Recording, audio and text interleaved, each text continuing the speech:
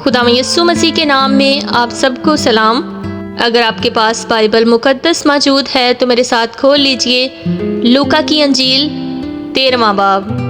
لوکا اس کا 13واں باب۔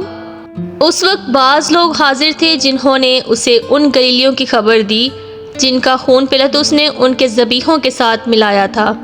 اس نے جواب میں ان سے کہا کہ ان گلیلیوں نے جو ایسا دکھ پایا، کیا وہ اس لیے تمہاری دانست میں اور سب گلیلیوں سے زیادہ گناہ گار تھے؟ میں تم سے کہتا ہوں کہ نہیں، بلکہ اگر تم توبہ نہ کرو گے تو سب اسی طرح ہلاک ہوگے۔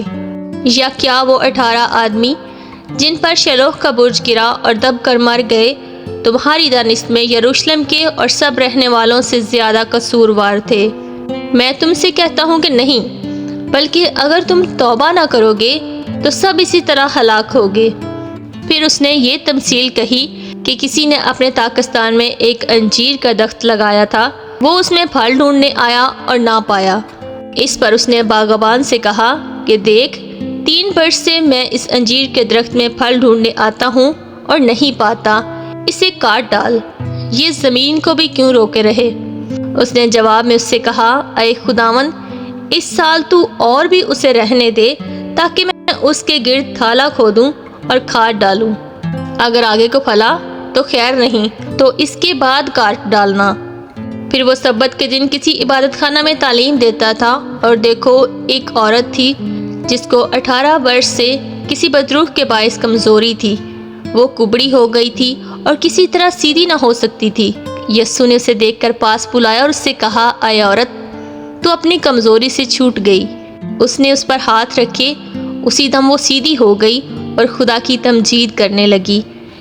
عبادت خانہ کا سردار اس لیے کہ یسوع نے سبت کے دن شفا بخشی، خفا ہو کر لوگوں سے کہنے لگا، 6 دن ہیں جن میں کام کرنا چاہیے، بس انہی میں آ کر شفا پاؤ، نہ کہ سبت کے دن۔ خداوند نے اس کے جواب میں کہا کہ اے ریاکار، کیا ہر ایک تم میں سے سبت کے دن اپنے بیل یا گدھے کو تھان سے کھول کر پانی پلانے نہیں لے جاتا؟ بس کیا واجب نہ تھا کہ یہ جو ابراہیم کی بیٹی ہے، جس کو شیطان نے 18 برس سے باندھ رکھا تھا، سبت کے دن اس بند سے چھڑائی جاتی؟ جب اس نے یہ باتیں کہیں تو اس کے سب مخالف شرمندہ ہوئے، اور ساری بھیڑ ان عالیشان کاموں سے جو اس سے ہوتے تھے خوش ہوئی۔ بس وہ کہنے لگا، خدا کی بادشاہی کس کی مانند ہے؟ میں اس کو کس سے تشبیہ دوں؟ وہ رائی کے دانے کی مانند ہے جس کو ایک آدمی نے لے کر اپنے باغ میں ڈال دیا۔ وہ اگ کر بڑا درخت ہو گیا اور ہوا کے پرندوں نے اس کی ڈالیوں پر بسیرا کیا۔ اس نے پھر کہا، میں خدا کی بادشاہی کو کس سے تشبیہ دوں؟ وہ خمیر کی مانند ہے جسے ایک عورت نے لے کر 3 پیمانہ آٹا میں ملایا، اور ہوتے ہوتے سب خمیر ہو گیا۔ وہ شہر شہر اور گاؤں گاؤں تعلیم دیتا ہوا یروشلم کا سفر کر رہا تھا، اور کسی شخص نے اس سے پوچھا کہ اے خداوند، کیا نجات پانے والے تھوڑے ہیں؟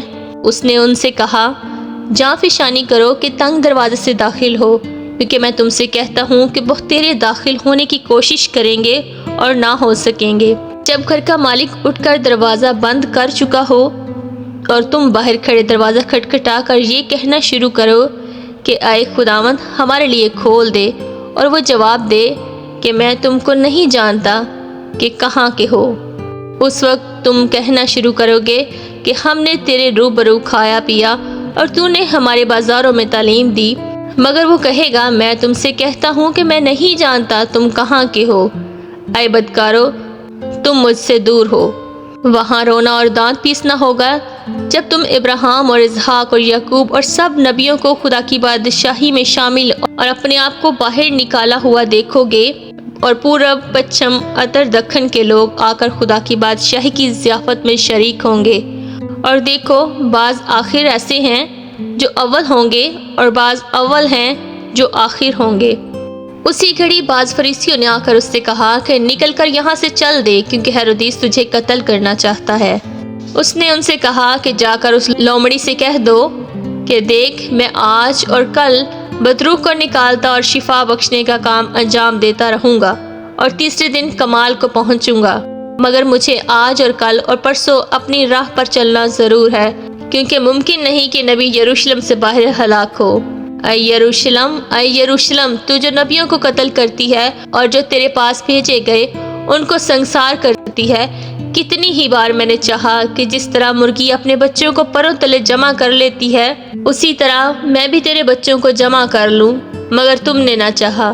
دیکھو، تمہارا گھر تمہارے ہی لیے چھوڑا جاتا ہے، اور میں تم سے کہتا ہوں کہ مجھ کو اس وقت تک ہرگز نہ دیکھو گے جب تک نہ کہو گے کہ مبارک ہے وہ جو خداوند کے نام سے آتا ہے۔ پاک کلام کا پڑھا اور سنا جانا ہم سب کے لیے باعث برکت ہو۔ آمین۔ God bless you.